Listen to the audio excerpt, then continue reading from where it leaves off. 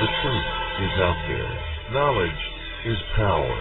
This is the Prepper Podcast Radio Network.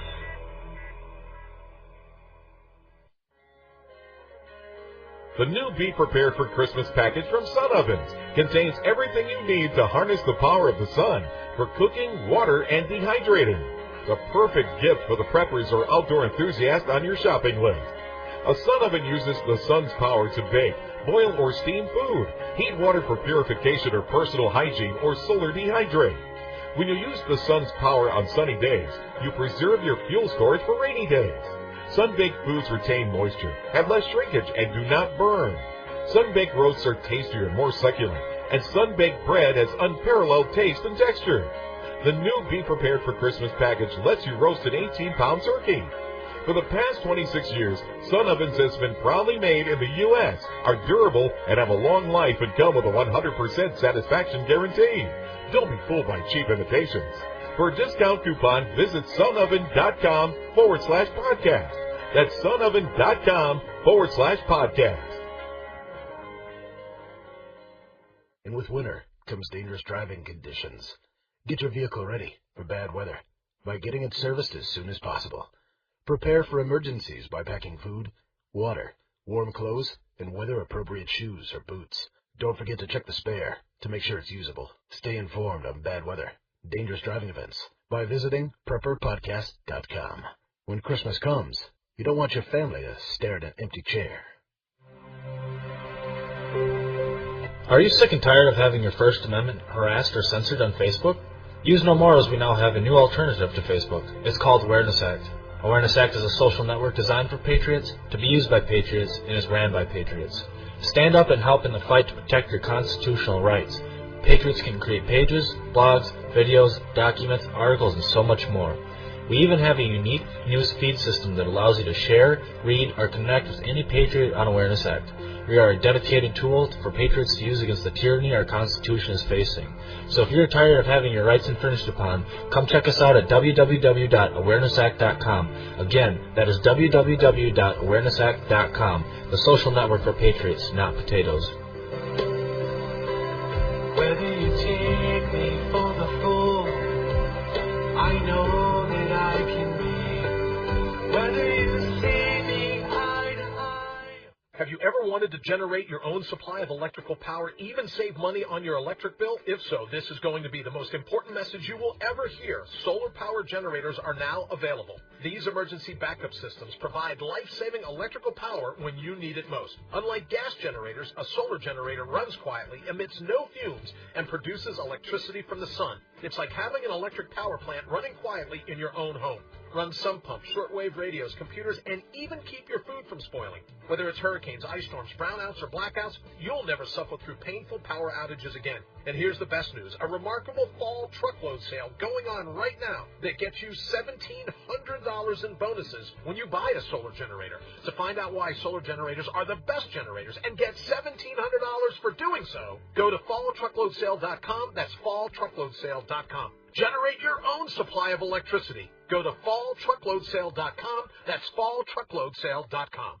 This is KPRN-DB, broadcasting worldwide from Southeast Oklahoma, USA, to parts unknown.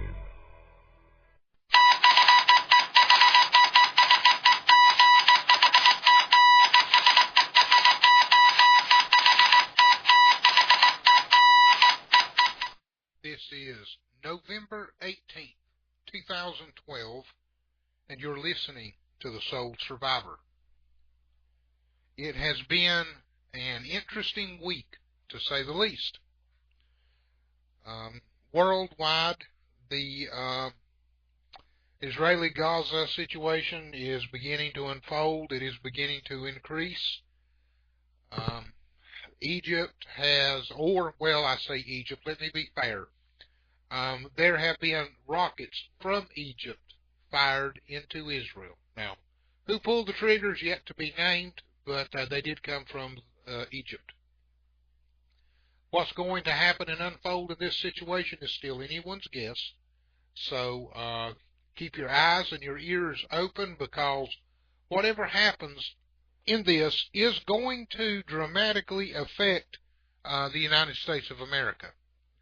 There has already been some very disturbing news come out of Iraq, a nation that spilled a lot of American blood to liberate it from Saddam Hussein, is now calling on the Arab community to boycott the United States by using oil prices to leverage us to turn away from Israel and not support them. In other words, in their estimation, they think that the United States of America is the only thing shoring up Israel right now, and if they can get us to not do that, then Israel will fall. They'll be outnumbered.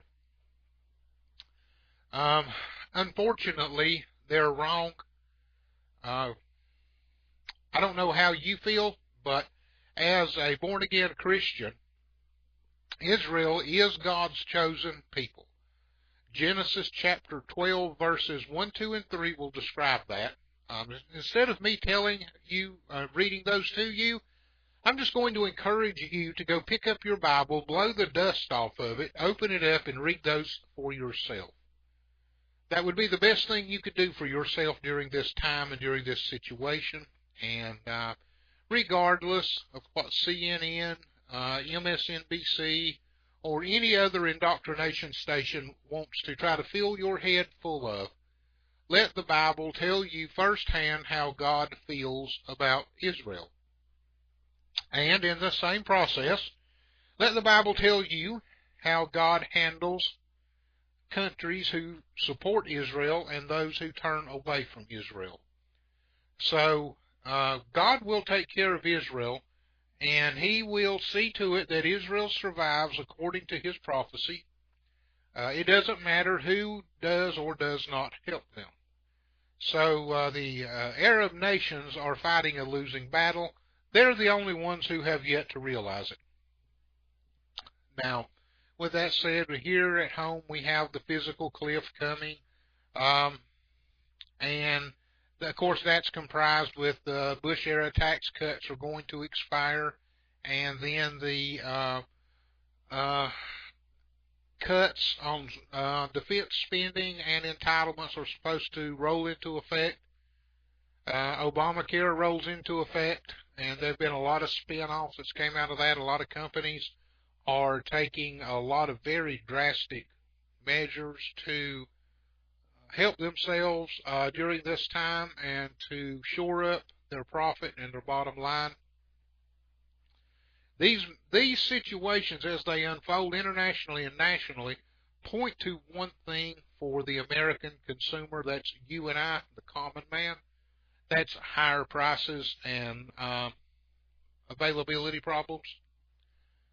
The long-term effects could very well be stock market plunge, devaluation of the dollar on the international markets, an economic collapse of sort that would spin us into a depression-style economy with hyperinflation on top of it. And in that case, America, you better wake up. You better realize your need to prepare and start taking it seriously. Over the last month, we have been looking at prepping on a budget. We've gotten away from it because of some other things that have came up that have required some attention. But we want to get back to that theme today because money is tight. Money is certainly tight in our household. Money, I'm sure, is tight in many of your households as well. So you're listening with the idea and with the thought of, gee, I really do wish I could put more back, or I could even start prepping because I don't have anything, or I don't have much to offer, so or to put up. So where do I begin? What do I do? Well, if you've listened to some of the previous shows 3 weeks ago back, you would have heard me with giving you talking points out of a book that I am writing. The final edit hasn't been completed yet, but the context of the book is still intact, and it will maintain and hold true. So, excuse me, we're going to step up, and we're going to take a look at more information coming from this writing that I'm putting together. I don't know if you want to call it a manual or if you want to call it just a how-to book. It's not really a novel by any stretch of the imagination, but nonetheless, it is designed and thought through with the concept of helping people get themselves established in prepping and giving you some points to think about as you move ahead. Now, I want to just share some personal experiences with you of recent. This afternoon, as we came in from church, we stopped by a grocery store, and we bought, I don't know, a half month's worth of groceries to do us until the end of the month, the first of next month. And we always buy a few things to put in our stores. Well, let me give you some ideas. This month for us is meat month. So we are looking at canned meats. So we found at this little store we stopped at, the 1 pound canned hams were $3.29 a piece. And you can find those just about anywhere in any grocery store, Walmart, Costco type store, for somewhere between $2.79 and $3.59 a piece. It just depends on where you're buying them, okay? We got these. We paid a little more than $3 a piece for these. So we picked up a couple of them. Also, we picked up an extra can of Spam. This is the bacon flavor. A friend of mine tried it, highly recommended it. So we thought we would get a can and try it. And we're going to eat it before we make a decision on what to go with from there. The same friend of mine told me also that he had tried the Great Value brand canned luncheon type meat from Walmart, and that he highly recommended that. He thought that was good. So we're going to try some of that as well. We just recently tried a can of the Great Value or Walmart brand beef stew, and it turned out well also. So we're going to be looking at those for the rest of the month, stocking up on some of that in our food stores, just because we feel like that's where we're running short at right now, is the canned meats area. And these are things that you will realize as you get into prepping. You will see that just by nature, by default, by cost, by whatever means, you have really packed up on certain things. Like in our case, it was canned vegetables. We had really set back some canned vegetables, but we realized that we didn't have very many canned meats. So we decided to start concentrating on that this month. So that's where we're at with it. That's all part of prepping. Once you get some type of a situation established, some type of a pattern established, whatever works well for you, that's what you need to follow. Now, the book that I'm writing gives you a couple of different angles to take, and I've went over those in the previous broadcast. And you're welcome to go to the PPRN News website and go back into archives and please listen to those. Let those help you. If you're not familiar with prepping, let that help you get started. Let it help you get established and get over the fear factor of it. And get over the shopatbubba.com website for everything. The freeze-dried foods are good. I recommend it. As you can afford to get them, get them.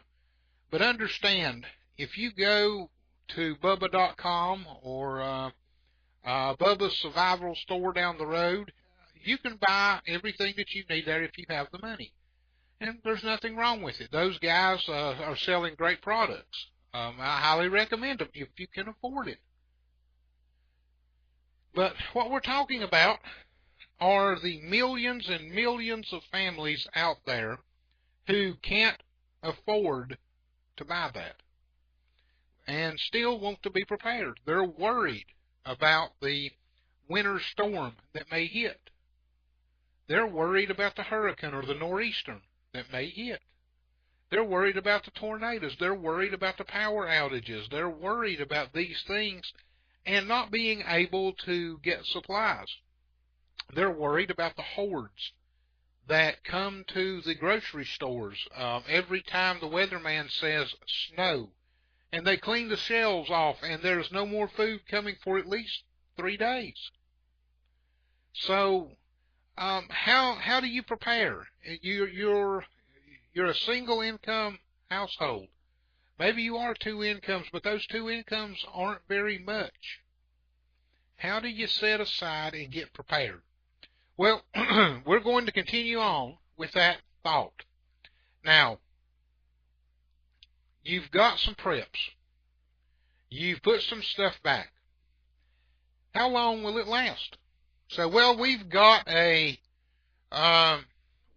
expiration date, and we'll eat it by the expiration date. That's fine. But what about things that may not have an expiration date? What about packaging that maybe you can extend the expiration date on by repackaging it? Let's look at some of that. Recommended food storage in a dry 70-degree climate. Okay?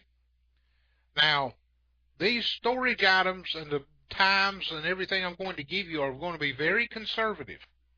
And in many instances, these can be extended by using vacuum sealing, dehydrating, freezing, or other storage methods that I've discussed elsewhere or will discuss as we move ahead.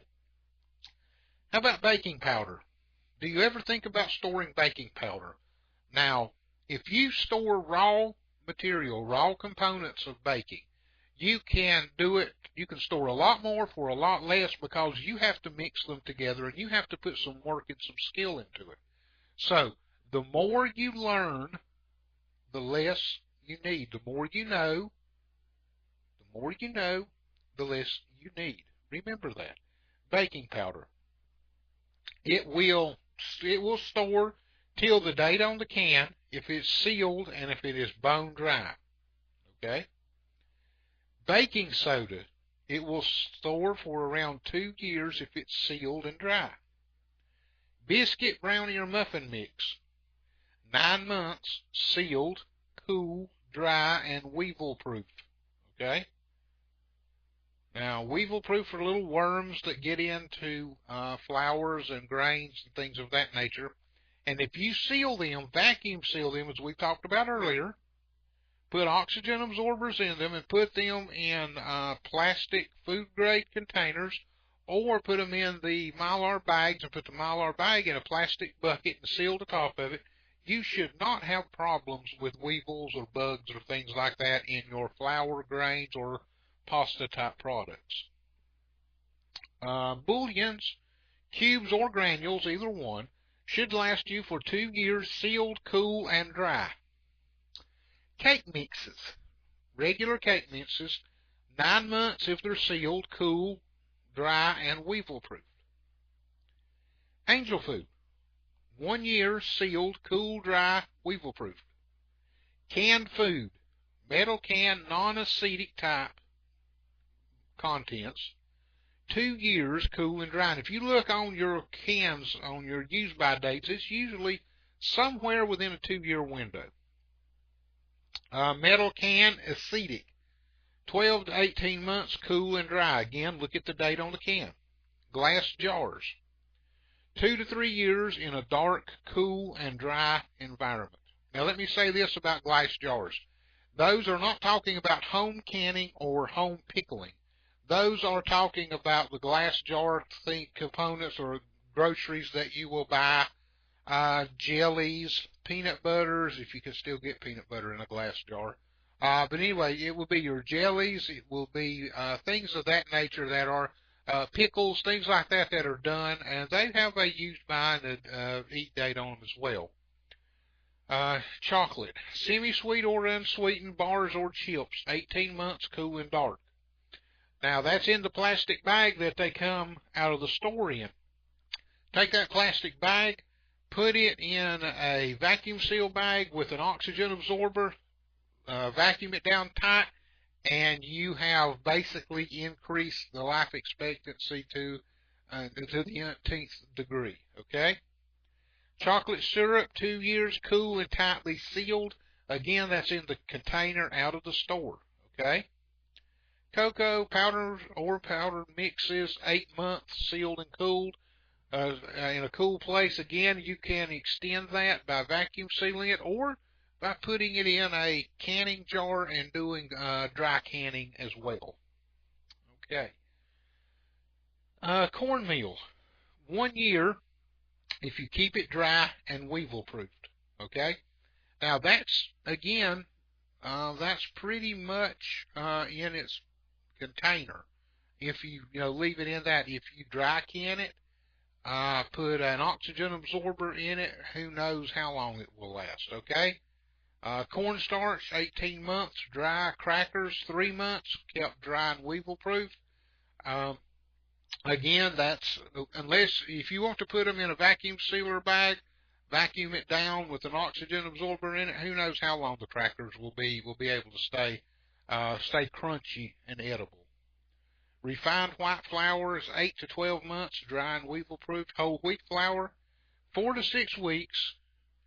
Refrigerator freeze for a longer shelf life. Or you can also hot can it or dry can it for a longer shelf life as well. Canned frostings, 3 months, unopened in a cool place. Again, I don't know exactly how you're going to be able to extend that, because most of your frostings now are in a plastic container, so it's going to be kind of hard to get those out and do any type of canning with them. You may be able to put them in a vacuum sealer and do something with it. Wouldn't hurt to try it, experiment with it, and see what you could do. But in either case, canned frosting should be good for around 3 months. Again, look at the date. Look at the date. Dried fruits, 6 to 12 months. Gelatins, all types of gelatins, 18 months. And that's if they're protected from moisture. If gelatin in a box gets wet, of course, it's ruined. Now, you should not have to have any type of a PhD in chemistry to figure that one out. Gelatin, 18 months. If you're going to keep gelatin, put the boxes, put them in the vacuum sealer and seal them, and that way they're protected from dampness, and they're also protected from moisture in the environment, such as humidity, and it will extend their life. Whole grain, 2 years, dry and weevil proof. Hominy grits or mesa, 1 year, dry and weevil proof. Honey, 2 years, cool, tightly sealed, and dark. Now I'll throw kind of a caveat in here on honey. If you have raw honey and you know it is raw honey, you know the person that you got it from, and you know for a fact that it has 18% or less moisture content in it, that honey will be good indefinitely. There has been honey that has been taken out of the Egyptian pyramids that have been there for thousands of years, and it is still very edible. Honey sometimes will crystallize. Do not panic. If you have honey that has crystallized, simply heat you some. Put the honey in a pot of water, not full. Just take the lid off the honey and set it in some water. Bring it up, I don't know, half 3/4 of the way up on the jar, and heat it on the stove. And as you're heating it, notice the crystals will melt. They will turn back to honey again. When that happens, pick the jar up, set it on the counter, let it cool, put the lid back on it, and it's good. You've reconstituted that honey. You can do that with raw honey, and it will be good from now on indefinitely, okay? Jellies, jams, preserves, 2 years. Again, these are store-bought. If you are doing jellies, jams, and preserves on your own and you are home canning them, Press on the top of the lid. As long as that lid don't go pop, pop, you're in good shape. It's still good. I've known here in the Blue Ridge Mountains jellies and jams to have been found in root cellars and outbuildings on old home places that have been 50, 60 years old and still be edible and still be very tasty.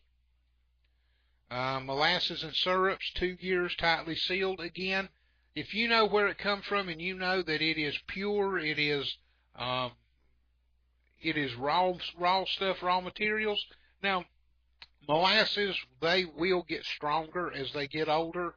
They may lose their palatability. So do your taste test, see if you like it. If you do, fine, go from there. Mayonnaise, same thing. Do the test, the date test on it, and keep your stocks rotated out on any of these things that have a date on them. If you're within 6 months of going out of date, start eating it and replacing it with fresh stuff, and keep your stocks rotated. That's the very important thing. Condensed milk or evaporated milk, 1 year. Turn over every 2 months. That means if you're, turn it upside down, then flip it back, turn it upside down, etc., etc. Dry milk will keep 6 months bone dry and cool. That's in its original grocery store carton or container. If you dry can it, as long as it is saying vacuum sealed and as long as it's sealed and there's no air in it, as long as you mash the pop test on the top of the can, you should be good to go. Nuts, 1 year in vacuum packaging. Other packaging is 3 months. In the shell, 4 months. So, again, smell of it, taste it, test it. If it don't feel good, look good, smell good, then don't eat it. If you have any doubt at all, you're better off not eating it. Pancake mixes, 6 to 9 months, dry and weevil proof. Pastas, macaronis, noodles, etc. 2 years, dry and weevil proof. Peanut butter, 6 to 9 months, sealed in a cool, dark place. Peas and beans, not soybeans, 2 years, dry, weevil proof. Potatoes, instant potatoes, that is, 6 to 12 months, dry and weevil proofed. Puddings, 1 year, cool and very dry. Rice, white rice, 2+ years. Brown rice, 3 to 6 months. Flavored herb rice, 6 months.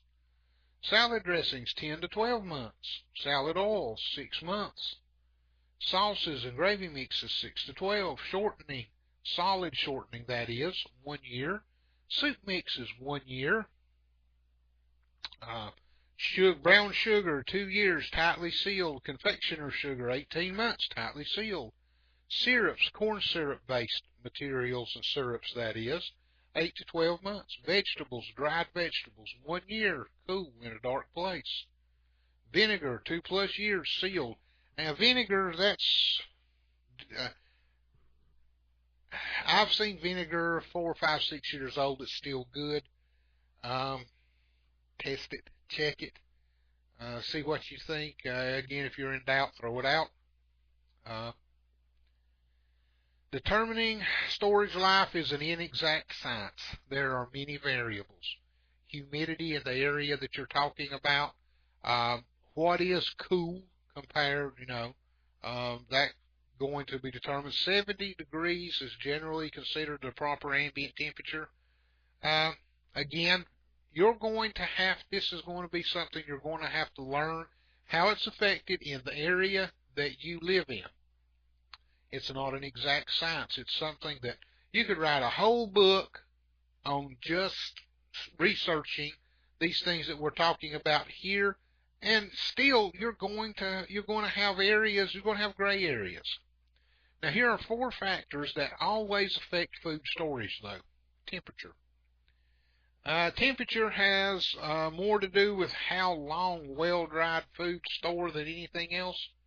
An ideal temperature is considered by many to be 50 degrees, but many are doing well to achieve 70. So if you've got a basement or a root cellar, you may be able to stay somewhere around the 70-degree range.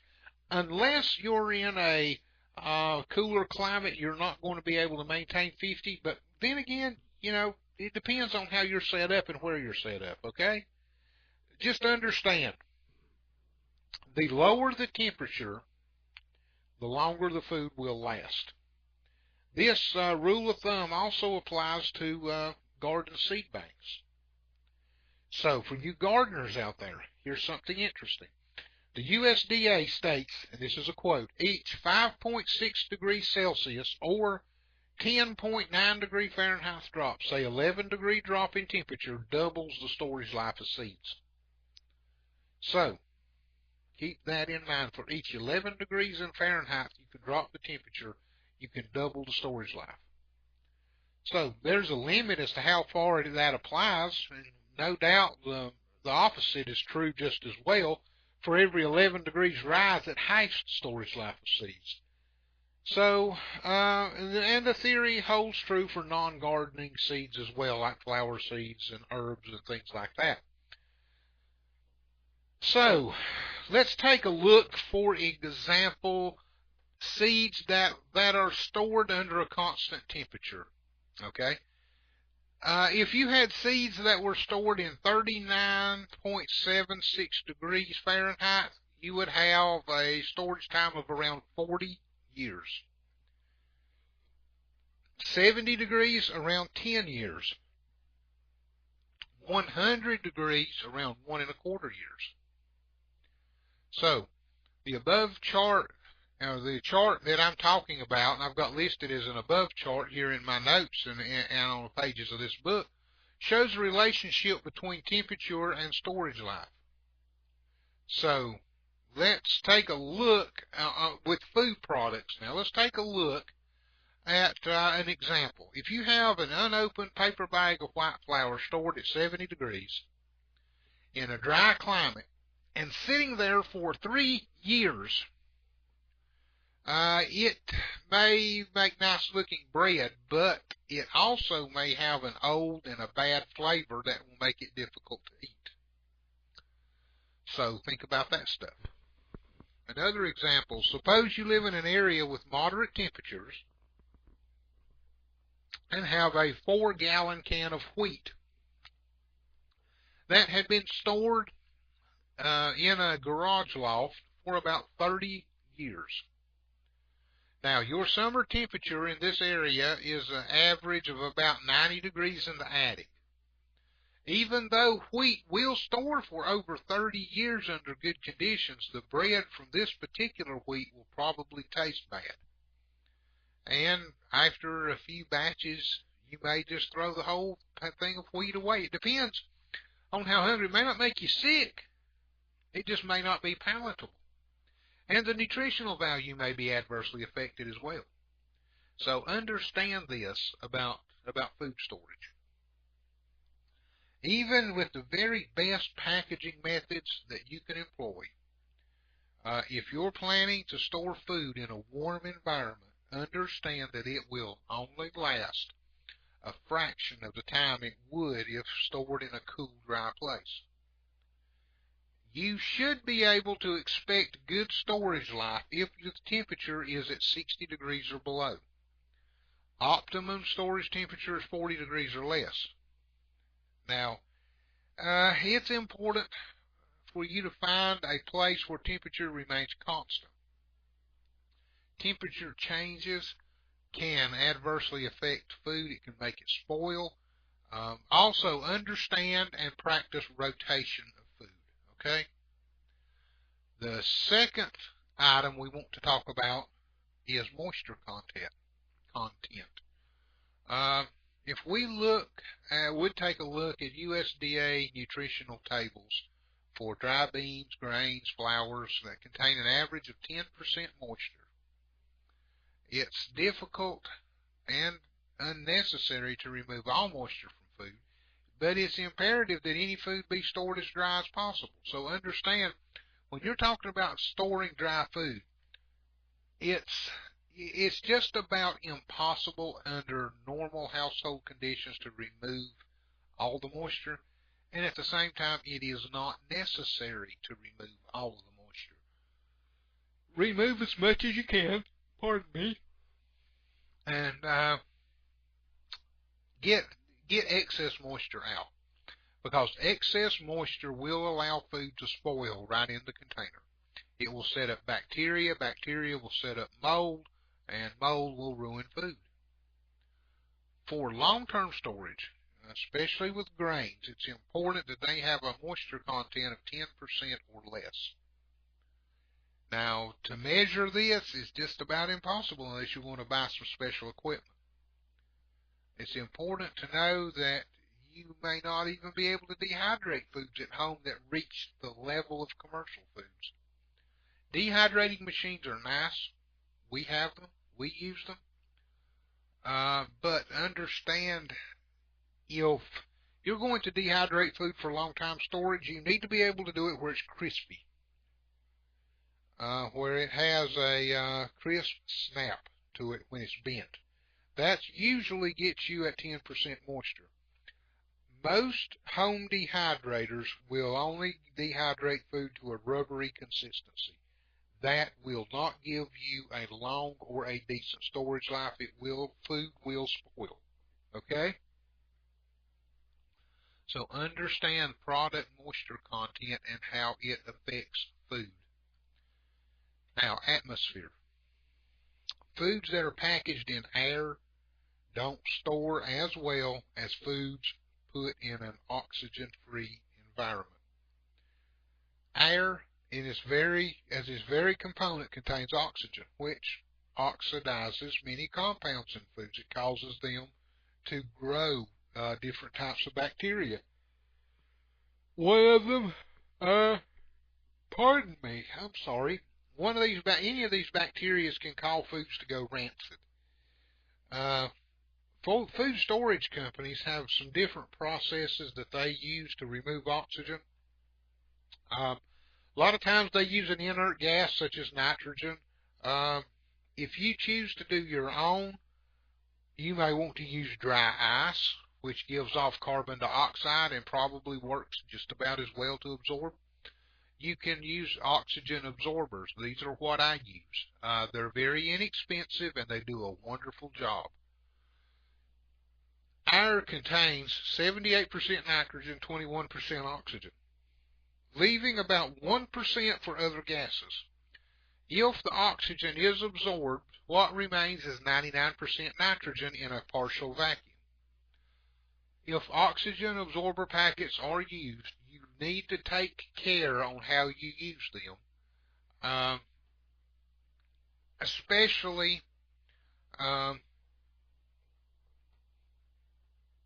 the containers that you put them in. Does the container itself operate on a vacuum? If it's not airtight, air may be sucked into the container as oxygen is absorbed, because you will actually create a vacuum. And when you reintroduce more oxygen or more air, then you have more oxygen that needs to be absorbed. Before long, the oxygen absorbers have done all they can do, and you're getting air in your food, and spoilage takes place.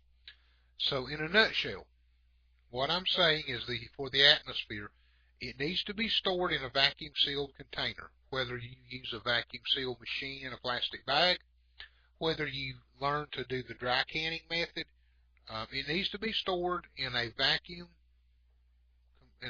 container with an oxygen absorber in it, so that any air that might be trapped in the product as it rises to the top, the oxygen absorber can take care of that and get it out of the way, and you still got an airtight seal. Again, if you're doing this at home and you're learning to do dry canning or any type of canning, use the pressure test on top of the lid. If you can push down on it and it does not make any noises or it doesn't press in, you'll be in good shape. If you've got problems or you know you've got problems, when you press on that lid and it goes pop, pop, pop, pop, pop, pop, every time you press down on it, you know you've got a broken seal, and you know you've got food that you need to either eat immediately or throw out because it's going rancid. Check it out. Be aware of the atmosphere that your food is sitting in. Number 4, what about the container? The container that you're using. A lot of organizations are using number 10 cans. They're putting food in number 10 cans, putting the lids on it, and they've got a machine that seals it. It vacuums the air out of it, seals it down tight, and then you have to open it with a can opener. That's what your larger grocery store containers are. But not everybody has access to number 10 cans or the equipment. I don't. So, what about sealable food storage buckets, vacuum seal bags, glass ball or mason jars with the rings and the lids for hot pack canning or dry canning?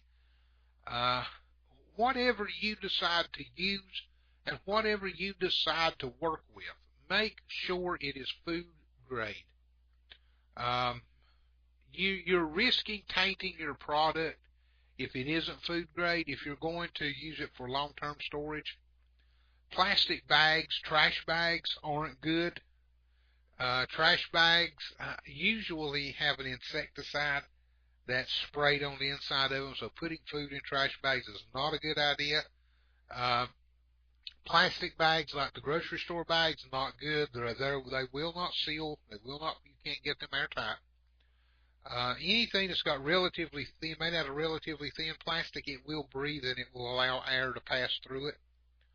Of course, don't even think of paper bags or anything of that nature. There's a question about how good a seal is on plastic bucket lids that are used. For the most part, they're good. There's probably an extremely small amount of air. Now, again, I'm talking about food grade buckets, okay? Food grade buckets, not just, the cheap things that you can go somewhere and pick up. I'm talking about the good food grade stuff. There, you might get a little bit of air in them, but for the most part, they're pretty good. Most food storage experts don't think it's enough to be worried about. And if you handle lids carefully, opening and closing them, you can use them for several times without degrading their performance. A lot of people who use buckets also use Mylar bags. They'll put a 5-gallon bag in, which is bigger than the bucket. They'll put their food in it. They'll seal the Mylar bag with an oxygen absorber, push it down, and then put the lid on the bucket, and you've got the physical protection of the bucket and the seal of the Mylar bag. If you buy food, and if it comes from an area in the western part of the United States and you're bringing it to the eastern part, you're bringing it down in elevation. If you're buying something that is being shipped from an elevation of 6,000 feet or higher, probably when you get it, the sides of the bucket are going to be sucked in, and that's a good sign. What that shows is the atmospheric pressure difference from where it was packaged to where you are has created a vacuum in the bucket. Because of that vacuum, the atmospheric pressure is pushing in on the sides. That lets you know that it's sealed. It's sealed very, very well, as a matter of fact. You can crack the lid and let pressure equalize. You can, check it, put your oxygen absorbers in it, whatever you want to do to kind of help make things a little better, make it look a little better, maybe make it stack a little better. That's entirely up to you.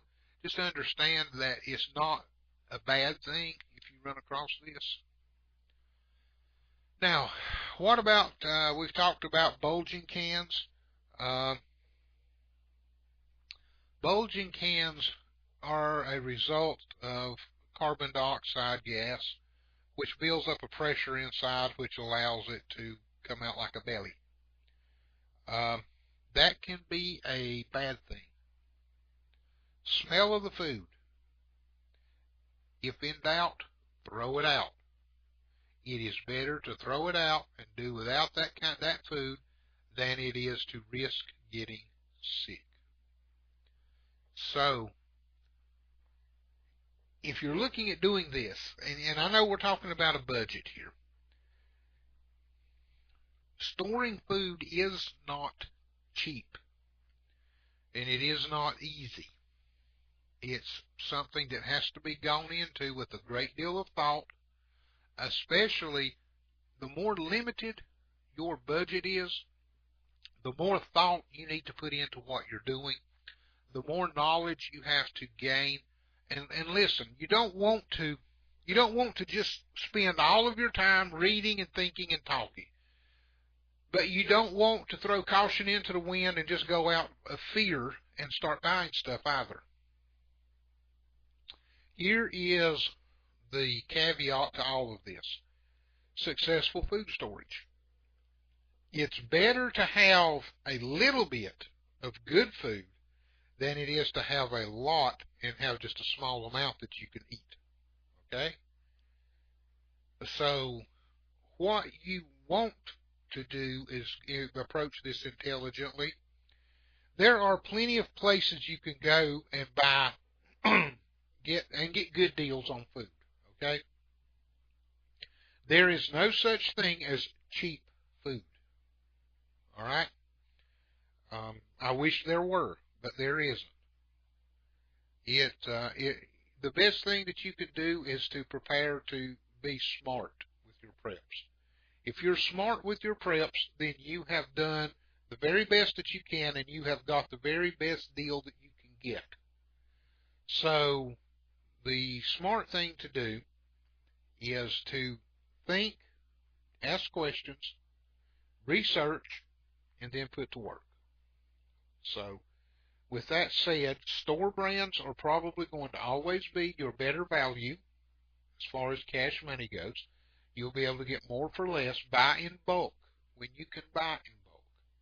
Okay? Just don't overdo it. Buy what you can afford to buy extra every time you go to the grocery store, and set it back. Keep an idea and a plan on where the dates are. Use out of your storage, because as my wife and I have found out, the food will set just as well in our basement on our shelves as it will in the grocery store on their shelves.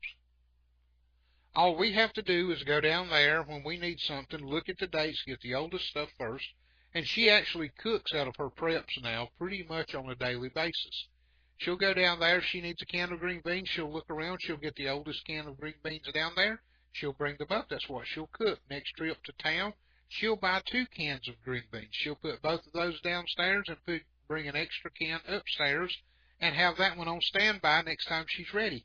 So we're always either maintaining what we've got or adding some to it.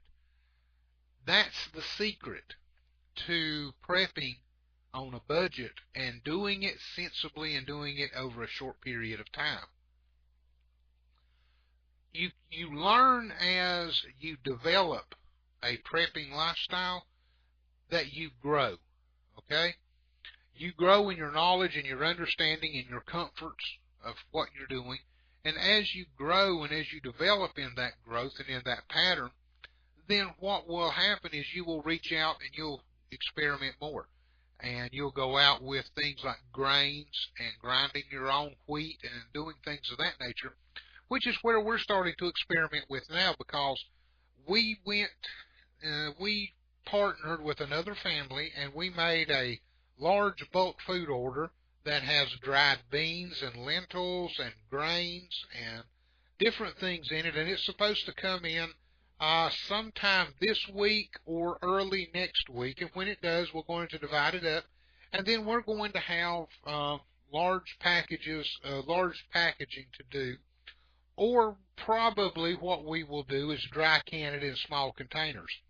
Like if it's just my wife and I, we will have a pint jar of pinto beans dry canned. Well, that pint jar is plenty for her and I to have as a serving. So if we have 10 pound sack of pintos, we'll break it down into pint jars or quart jars and dry can it, or break it down into the vacuum seal bags, vacuum seal it and write on it the date that it was vacuum sealed, and then we will have an idea of how old it is, and we can eat out of the oldest first. Even when we do the vacuum canning or do the hot dry canning, then we we will write the date on it so that we'll know how old it is. We'll know when we put this up so that we can always use from the oldest first. When we're looking at food storage, all of this is important. We don't have the flexibility to be able to waste anything or to throw anything out. And I don't believe you do either. So, be smart. Be smart. Think twice, act once. My dad was a carpenter, and he always said, measure twice and cut once. Well, think twice and act once. Now, we spent quite a bit of time on food, and that's important. We all need food to live, right? Well, there's something that we need more than food to live. We need something that is more precious to our livelihood and to our life than food, and that's water. Have you given any thought to your water supply during a bad situation? Whether it is a weather-related situation, whether it's a Superstorm Sandy or a Hurricane Katrina or a winter storm, or whether it is a total economic collapse and the grid goes down. What are you going to do about water? You say, well, I've got 2 gallons of it bought, and that's fine, but what happens when the water is gone? Do you even have any idea how much water you use as an individual? Do you realize that 1 gallon per person per day is what's needed just for survival? That's just for drinking and consumption. 4 gallons per person per day will allow you to have some personal hygiene. It will allow you to wash out some eating utensils, to do some things like that. 5 to 12 gallons per day per person would be needed for a conventional toilet, or 1 to 2 gallons, or 1/2 to 2 gallons for a pour and flush toilet. So the average person in America uses 100 gallons of water a day. Did you ever think about that? Think about how many times you go to the restroom in a day. And every time you go to the restroom, you flush the toilet. Good hygiene, good, decent practice, right? Then you wash your hands. Then before you eat lunch or breakfast, you'll wash your hands. Before you eat supper, you'll wash your hands. Then you will take at least 1 shower or bath a day. That's in the morning or in the evening. How much water do you drink during the course of a day? How much cooking do you do during the course of a day? It is very easy to use and to run through 100 gallons of water per person per day. So, where are you going to get it from? Where are you going to get it from? If you're on a municipal water supply and the power goes down, for whatever reason, the pumps quit pumping, the water quits flowing. Now, you can scavenge some water because there's a lot of water that's trapped inside of your home, okay? Open up faucets, allow it to gravity feed to the lowest point, capture it. All of that stuff like that is great, and you need to do it, but what happens when that water is gone? Do you have a means of collecting and capturing water? Do you have a means of storing water? You know, you can store water just like you can food. Soda bottles, Pepsi bottles, Coca-Cola bottles, soft drink bottles, those are real good water storage containers. Keep them. Don't throw them away. Keep them. Wash them out. Wash them out really, really good. Fill them full of water. Put a lid on it and put on a piece of masking tape and date it. Okay? You can save that water and use it. Set it in a closet, set it in your basement, whatever, and use it. When you want to make a pot of tea, go down there, get a bottle of that water, open it up, pour the water out of it. When you use that water, pull the masking tape off, refill it, put a new date on it, and go from there. That way, you've always got a good stock of water in place. How much should you store? How much room do you have to store it? Water takes up a lot of room. Doesn't matter how you store it. We keep everything from 2-liter soda bottles to 1-gallon milk containers, and we keep water in it. Now, we have well water, so we keep some stored, but just for immediate access. And by having well water, if I need water, then all I have to do is go out into the backyard, lift the cap off the well. I've got a rope and a bucket method that I'll drop down into the well, and I'll hoist up as much water as I can hoist up at one time and go from there. Nothing wrong with that. You can do the same thing. Even if you have one of the 6-inch wells, you can still do that. Use your imagination a little bit. Put your thinking caps on and listen real closely. Take a piece of pipe. Any kind of pipe that will slide down inside your well. If you've got a 6-inch well, get a piece of 3-inch pipe or 4-inch pipe in diameter. Plastic is fine. Put a cap, a glue-on cap on the bottom of it. Put a thread-on cap on the top. Okay? Through the top of it, drill a hole through the screw-on cap, and somehow or another rig something in it where you can, where you've got a lifting hook, an eye hook, something of that nature in the top of that thing. Drill you some holes about 1 inch down underneath the threads for it to fill up with water. Screw the cap on, drop it down into the well, let it fill up with water, and then pull it up, screw the cap off of it, pour the water out, put it on, drop it back down the well again. You don't get a lot of water at a time that way, but it's consistent. Given a little bit of time, a little bit of patience, you can very quickly get 20, 30 gallons of water, and you'll be able to go on about your day and use it. You know, water is necessary. It's necessary for life.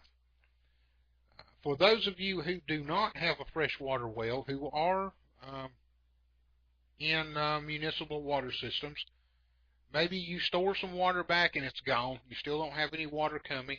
What do? Where is your closest water source? Whether it is a stream, a creek, a lake, a river, go and just assume and always assume this water is dirty water, okay? When you're getting it like this, it is dirty water. You're going to have to purify it. You're going to have to sanitize it. You're going to have to make it potable, okay? We've talked a little bit about water collection.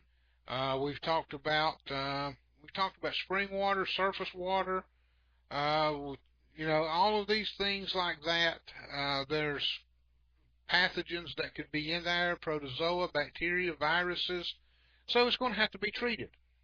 Now, how do you treat it? Boiling is the most practical way. It is a guaranteed way to purify water of all pathogens. So, you need a heat source? Get that heat source, get your water on it, and boil it. Most experts agree that if water reaches a rolling boil, it is safe. Some still hold out to boil it for 5 to 10 minutes plus an extra minute for 1,000 feet of elevation. You've got to drink this water, okay? What do you feel safe? All right? If you feel safer letting it boil or have a rolling boil for 5 minutes, then for goodness sakes, let it roll and boil for 5 minutes or 10 minutes, okay? You know what you feel comfortable with, and that's what this is all about. It's not about what I say. It's not about what Billy Bob down the road says or anything of that nature. You've got to drink this water. So how comfortable are you drinking it? What's going to make you feel better drinking it? It's all about you. It's all about your family. It's all about your children. All of that. There's osmosis methods that are out there. There's distillation methods. Distillation works good if you're around salt water. If you live close to an ocean, and you say, well, you know, I got plenty of salt water out here in the ocean. Do not drink ocean water. Ocean water has got a very high concentration of salt. that high concentration of salt will actually dehydrate your muscles. It will pull moisture out of your muscles, and it will make you thirstier. And plus, that high concentration of salt will cause organ failure as well. There is a way called distillation that you can use salt water. And basically, it follows the old method of moonshining. You need to be able to create a boiler, a pot, with a lid on it, and off of that lid you will need some type of tubing, and it will have to be sealed. That tubing will have to be sealed. It'll have to be soldered or epoxied in place or something. Usually it's copper, and it's a rather long piece, several feet long, that it will come out. And in a sense, what you're doing, you're boiling the salt water. Then you're turning that salt water into steam. That steam is then traveling out that little pipe, or that little tube, and while it's going out, that tube is condensating back to water again. Well, the water it condensates back to is potable water. So all you have to do is catch it, and it's drinkable. All of the salt stays in the main container, in the main boiler. We can talk about that a little more next time when we are back next week. We can take a little closer look at distillation. Right now we are closing in on the 1 hour mark on our program. It has been a pleasure talking with you again about prepping on a budget, about some common sense, common man methods of prepping. We're going to continue this, and in the weeks to come, my wife has become a guru with canning and with hot pack canning, and I'm going to bring her on, and I am going to let her have an episode to talk specifically about canning, about hot pack canning, and about things of that nature, okay? So that's coming in the near future. But for right now, I appreciate the time that you've given. I appreciate your patience. Thank you. God bless you is my prayer, and we'll talk to you next week.